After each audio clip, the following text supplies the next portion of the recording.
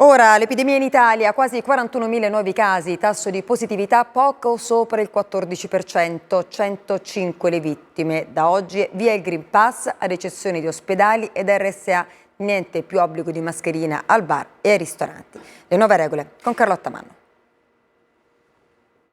Dalla colazione allo shopping, dalla spesa al supermercato alla farmacia, la mascherina non serve più. Oggi, 1° maggio, si respira un'aria diversa, piccole e grandi tappe verso la normalità. Alla cassa senza mascherina.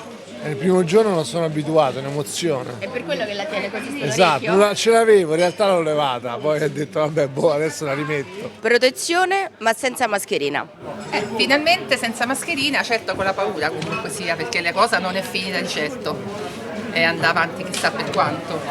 Però che dobbiamo fare? Dobbiamo anche respirare un po' di ossigeno, che sia ossigeno. Era ora che finisse, adesso spero che tolgano la mascherina definitivamente. Ci spostiamo davanti al supermercato, all'interno i più ancora la indossano nonostante l'obbligo qui non ci sia più come in molti altri luoghi al chiuso. Oggi si poteva entrare senza mascherina, lei? Molto più protetta, sì, con 3 vaccinazioni e il Covid già fatto. Prima volta senza mascherina, Dio sia lodato, non ce la facevamo proprio più. La mascherina sarà invece obbligatoria fino al 15 giugno sui mezzi pubblici, qui serve la FFP2 come nei musei, a teatro e al cinema. Continueranno a portarla gli studenti in classe, mentre negli uffici resta la raccomandazione di indossarla, in particolare per chi è a contatto con il pubblico o partecipa a riunioni. Da oggi addio anche al Green Pass, resta necessario solo per entrare in ospedali, RSA e per chi arriva in Italia.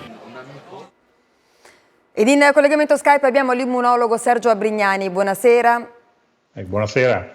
Allora, abbiamo sentito, abbiamo visto e vissuto, primo giorno di allentamenti, ma la pandemia non è finita, è così?